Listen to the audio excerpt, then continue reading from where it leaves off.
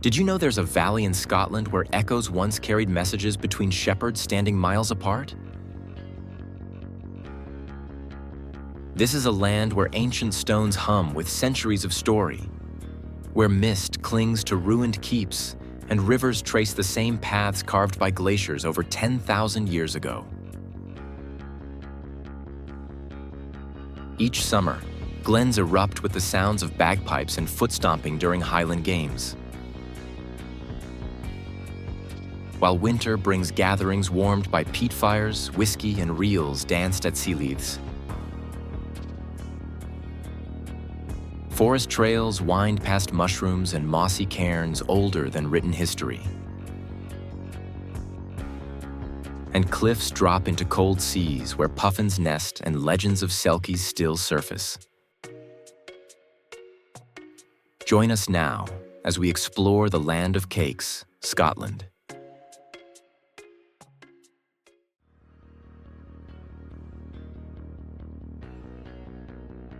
Rising atop the volcanic plug known as Castle Rock, Edinburgh Castle commands panoramic views of the city below, where the Palace of Holyrood House stands 630 feet east along the Royal Mile, once home to Mary, Queen of Scots.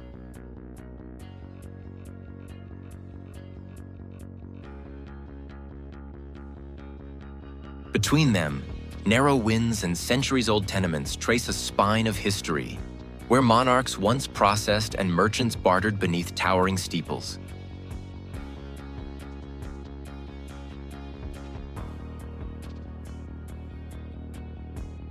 As dawn breaks, the cobblestones echo parades and Enlightenment debates at Old College, where Adam Smith lectured on moral philosophy.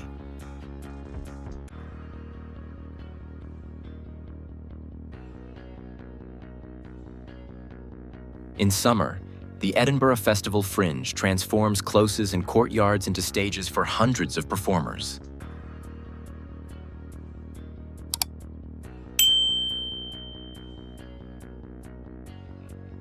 While in winter, Hogmanay celebrations ignite Prince's Street gardens with torchlit processions and sealit dances.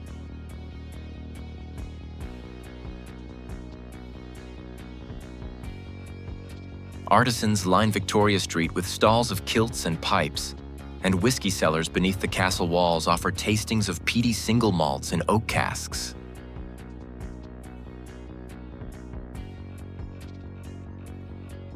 From hidden staircases in the Grass Market to panoramic terraces on Calton Hill, Edinburgh unfolds as a tapestry of stone and story.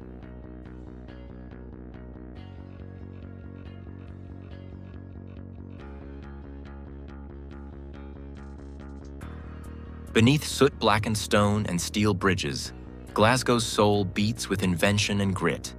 Once the shipbuilding capital of the world, where steamliners bound for every ocean were forged along the Clyde.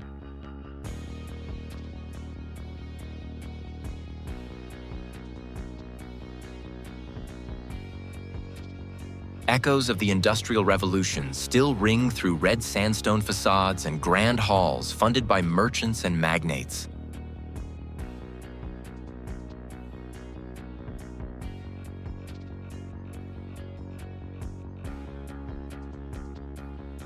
The echoes soften in music halls where Celtic folk and experimental jazz now share the same stage, and in murals that stretch across entire buildings, telling modern stories in vibrant paint.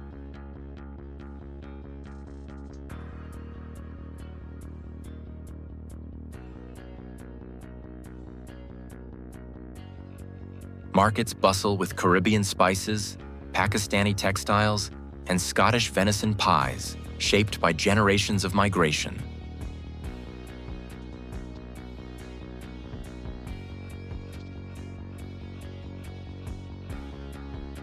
Art students sketch beneath glass domes designed by Macintosh, and at twilight, the lights of restored warehouses reflect across the river like a promise.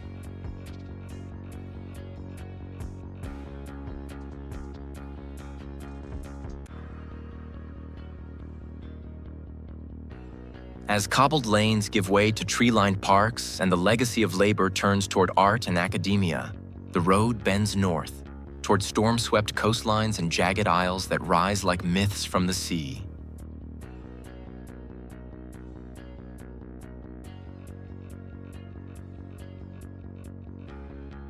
Dominating the surrounding hills, Stirling Castle was once a royal residence where kings and queens forged Scotland's destiny.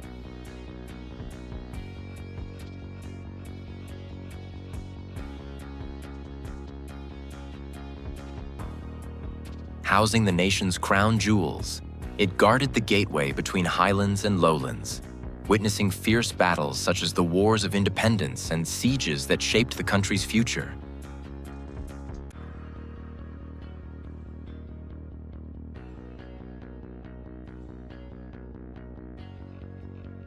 The castle's Renaissance palace walls still echo the footsteps of Mary, Queen of Scots, and James VI, whose education here helped unite Scotland and England.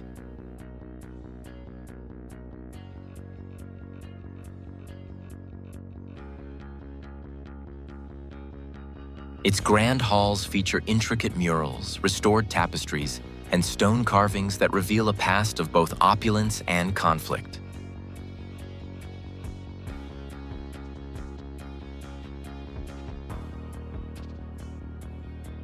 Below, the River Forth winds through fertile farmland, reflecting the changing seasons.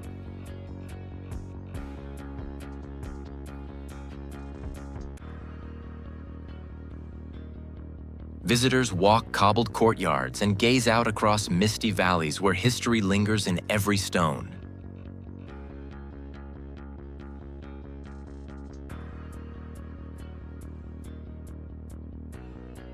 From these high walls, centuries look back at you.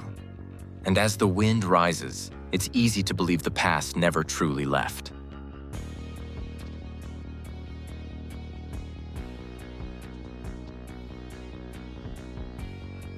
Off Scotland's west coast lies the Isle of Skye, home to just over 10,000 people and shaped by wind, salt, and ancient lava flows.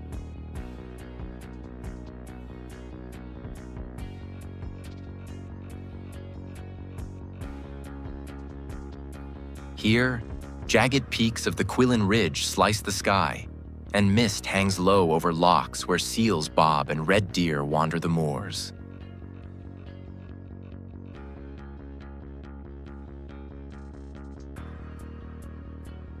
The air carries Gaelic songs and the scent of wood smoke drifting from stone cottages scattered across the heathered hills.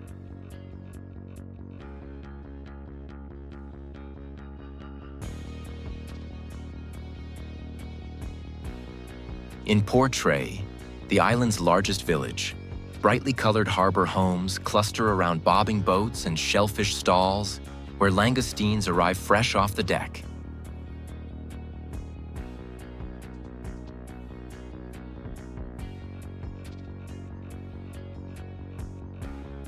Rain moves quickly, revealing sudden shafts of light that ignite waterfalls and carve rainbows across the landscape like fleeting brushstrokes.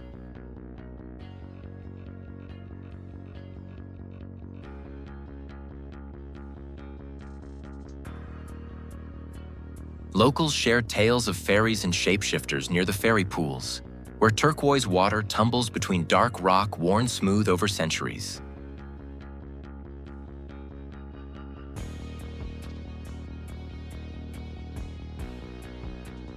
As ferries and winding roads link this ancient place to the mainland, the journey presses inland.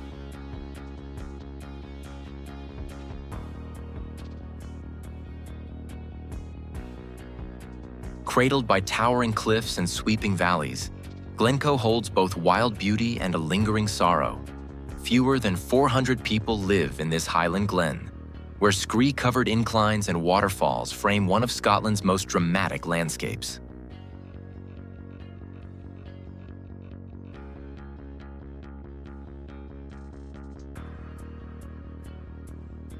In 1692, it became the site of the infamous massacre of Glencoe, when government soldiers turned on their Highland hosts in the dead of night, an act that still echoes in folk ballads and windswept silence.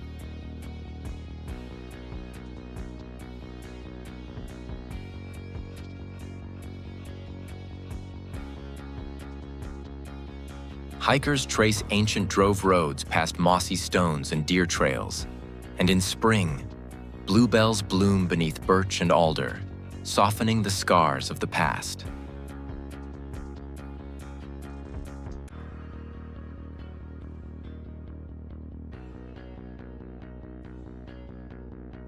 On overcast days, low clouds hang heavy over the Three Sisters, while ravens circle above ridgelines that climbers now scale with reverence.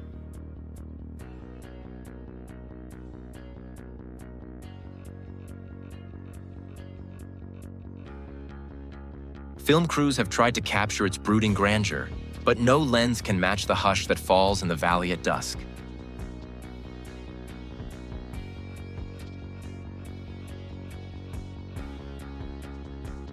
And beyond the final cairn, the road climbs into wild country once roamed by rebels and outlaws.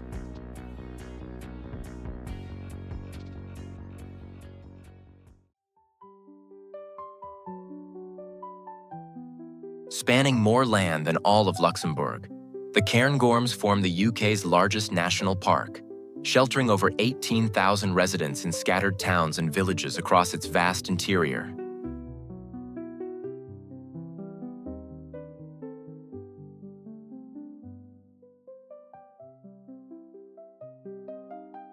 Here, granite plateaus rise into snow-dusted peaks, and ancient Caledonian pines whisper in the wind, some over 300 years old.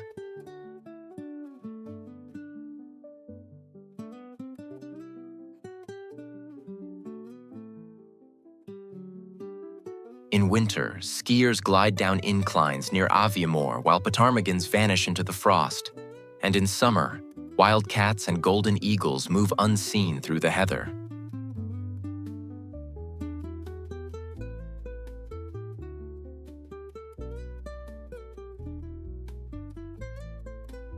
Castles crumble on loch shores, once held by Highland clans who resisted lowland control, and Victorian hunting lodges still stand in the shadow of peaks where royalty once stalked graceful deer.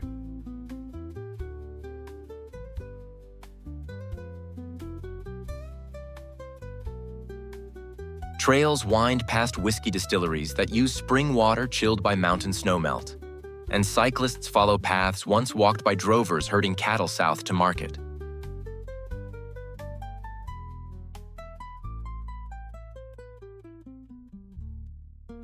As the light stretches long across the hills in midsummer, a turn westward leads toward Scotland's tallest summit, where clouds and stone meet at the edge of Skye.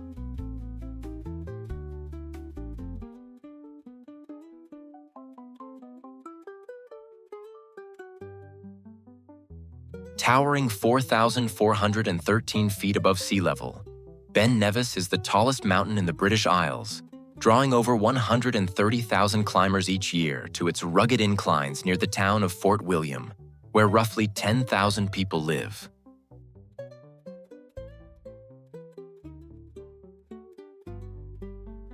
The summit, often veiled in clouds, hides the remnants of an old weather observatory built in 1883, where scientists once braved year-round storms to study the mountain's moods.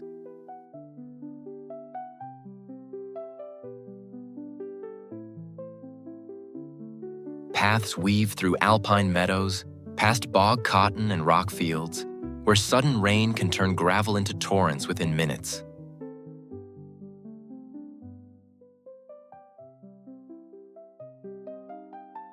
Snow lingers on the north face deep into summer, clinging to ridgelines scarred by ice and time.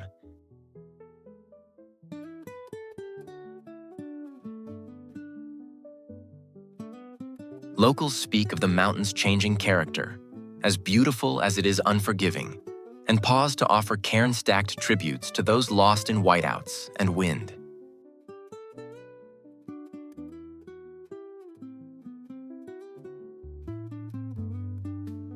Yet every year, under bright July skies, bagpipers sometimes scale its peak in full regalia.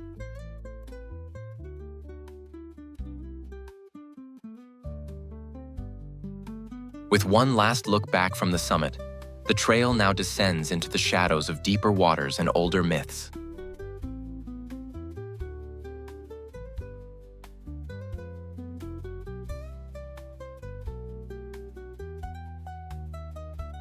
Stretching over 22 miles through the Great Glen, Loch Ness holds more fresh water than all the lakes in England and Wales combined.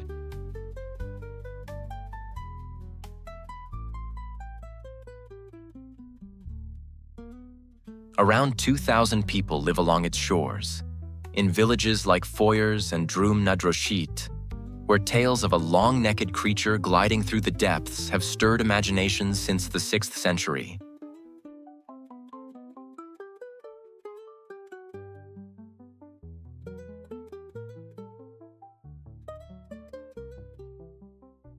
The loch's waters plunge over 750 feet, darkened by peat and silence, making it nearly impossible to see more than a few feet below.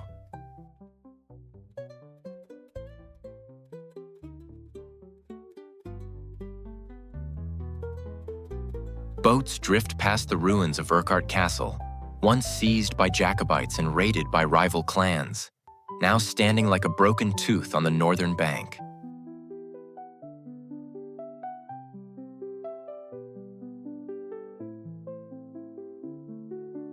In spring, daffodils bloom along the roadside as tourists scan the surface for ripples, while locals sip whiskey by firelight, sharing stories of sonar blips and midnight sightings.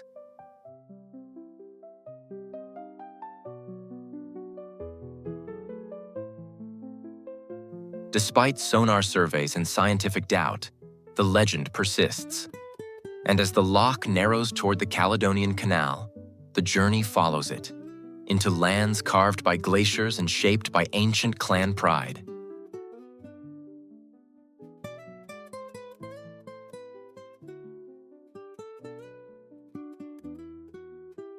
Loch Lomond stretches nearly 24 miles from the bustling southern shores to the quiet, forested north, home to around 12,000 people scattered across small villages and islands.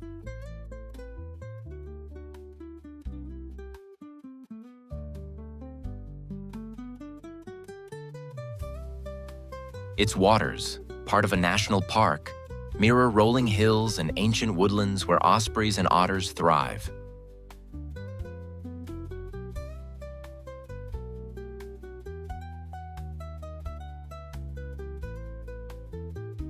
The loch's islands, including Inchmurrin, the largest freshwater island in the British Isles, are steeped in legend and once sheltered hermits and clans alike.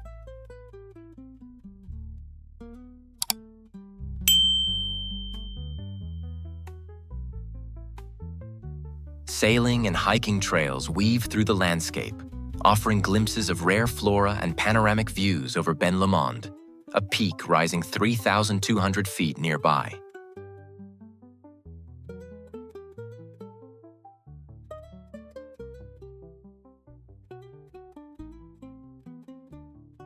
Each September, the shores come alive with the Loch Lomond Highland Games, where bagpipes compete with the cheers of thousands celebrating traditional sports and dance.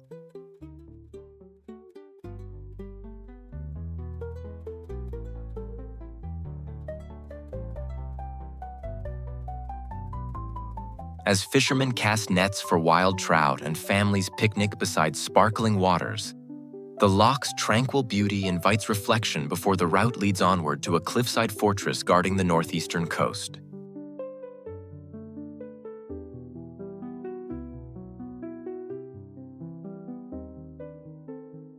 Perched on a rugged headland overlooking the North Sea, Dunnottar Castle stands in dramatic ruins that whisper tales of defiance and daring escapes.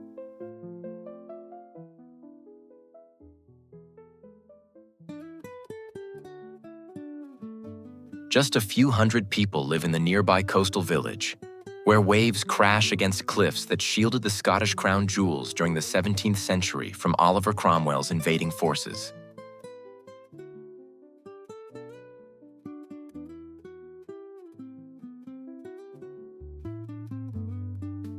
Once a royal stronghold and later a prison, Dunnottar's weather-beaten stone walls still evoke the grit of those who defended it against siege and storm.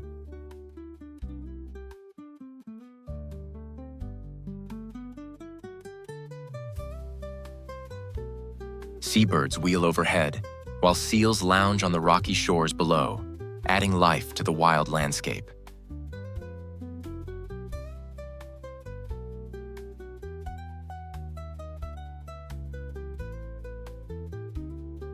The site's strategic position commands views across miles of coastline, blending natural beauty with turbulent history.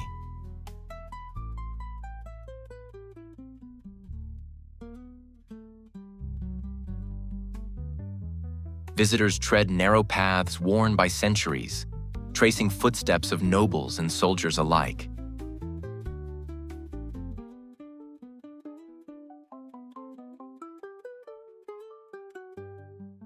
Leaving behind this fortress, the journey heads inland to a city where culture and history blend beneath ancient walls.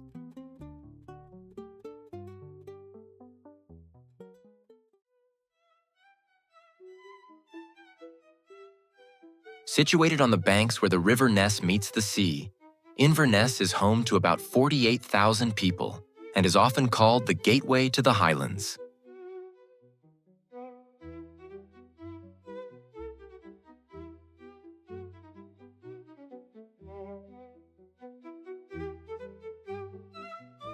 Its skyline blends medieval stone towers with modern bridges spanning swift waters.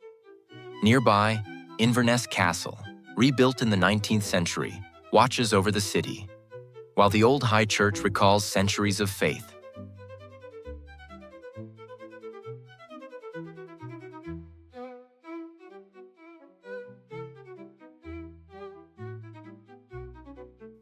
Every summer, the city pulses with the energy of the Inverness Highland Games, a celebration of athletic feats, dancing, and piping.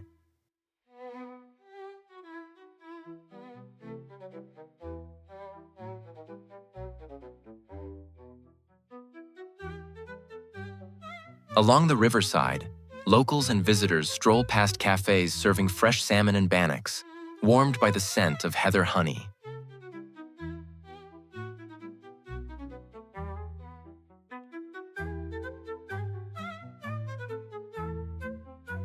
Stories of Macbeth's tragic castle linger nearby, adding literary mystique to the city's charm.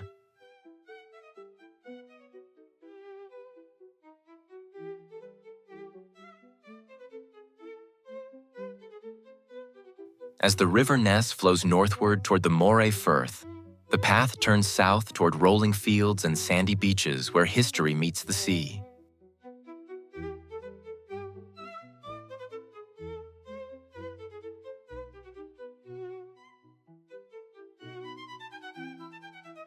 Stretching from the North Sea to the Cairngorm Peaks, Aberdeenshire is home to more than 260,000 people and dotted with over 260 castles, more than anywhere else in the UK.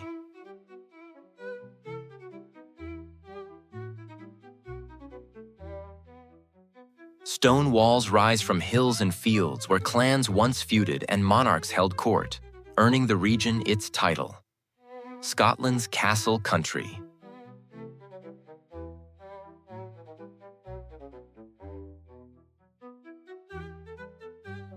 Among barley fields and twisting rivers, distilleries produce smoky single malts, and local kitchens serve buttery rowies beside creamy Cullen skink.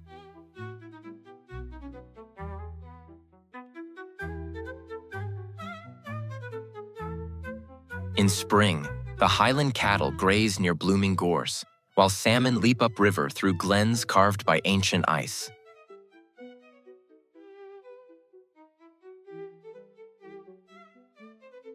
Royal Deeside, a favorite of the monarchy since Queen Victoria's time, still hosts the Braemar Gathering each September, where kilts and cabbers fill the air with tradition.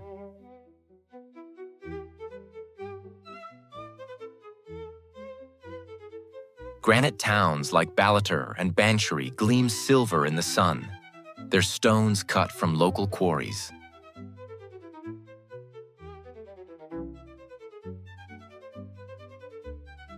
As the road winds inland through quiet forests and royal estates, the journey turns toward islands shaped by myth and tide.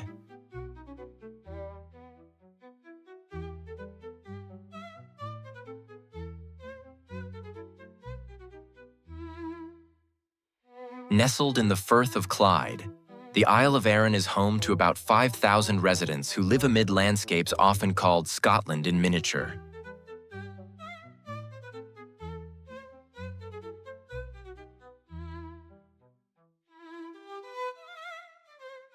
Its rugged mountains, such as Goat Fell rising to 2,866 feet, mingle with gentle beaches and rolling farmland.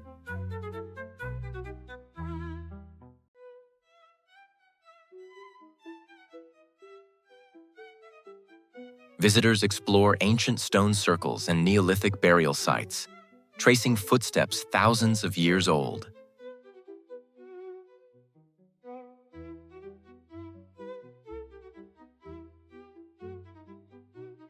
The island's distilleries craft single malts using pure spring water and local barley, while seafood from surrounding waters fills menus with fresh langoustines and scallops.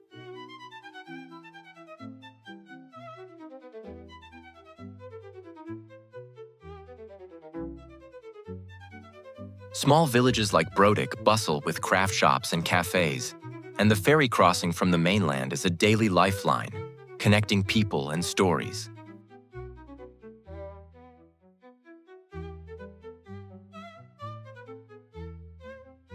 In autumn, red deer gather in the glens during the rut, their calls echoing through pine forests.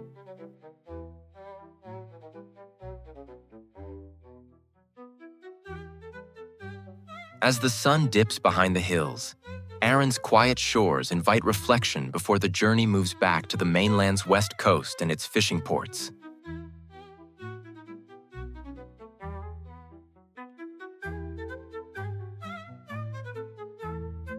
Known as the Gateway to the Isles, Oban is a bustling fishing town of around 8,500 people perched on Scotland's west coast.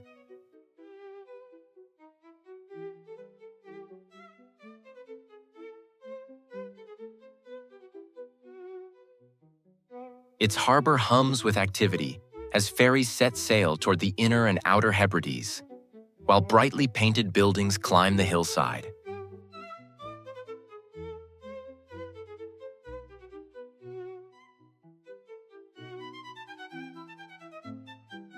Seafood markets overflow with freshly caught langoustines, crab, and scallops, feeding both locals and visitors eager to taste the ocean's bounty.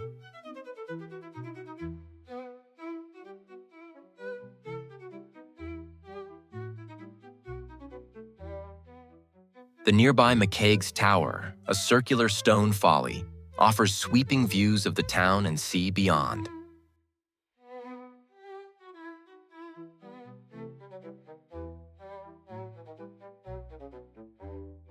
Oban's distillery, founded in 1794, crafts single malt whiskey that captures the essence of the coastal air.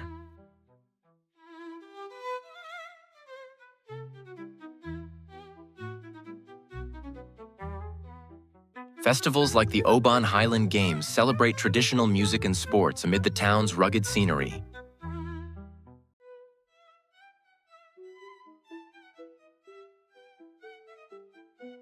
As seagulls wheel overhead and boats bob gently at their moorings, the road leads east to a city steeped in history and decorated with a world-renowned coastline.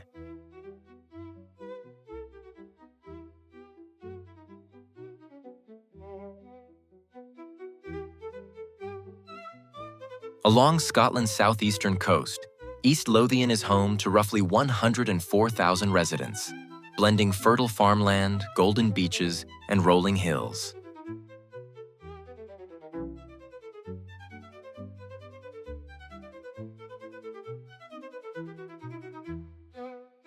The region's historic castles, like Tantallon and Duralton, stand sentinel over the North Sea, telling stories of battles fought to protect the realm.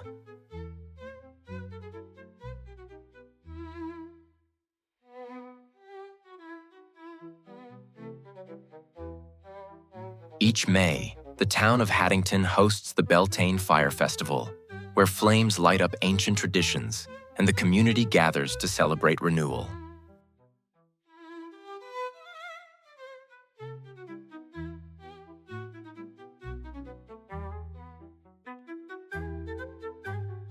Golfers flock here too.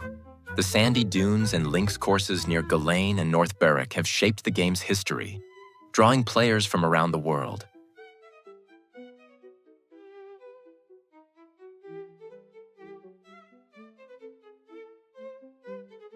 Fishermen haul in fresh shellfish while coastal paths reveal glimpses of seals, oyster catchers, and occasionally dolphins playing offshore.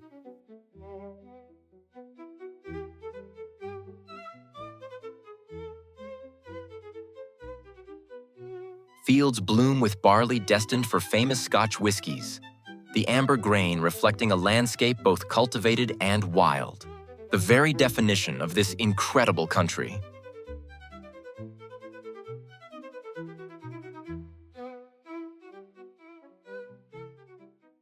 Thank you for joining us on this adventure. If you'd like to join us on the next one, then let's go travel here.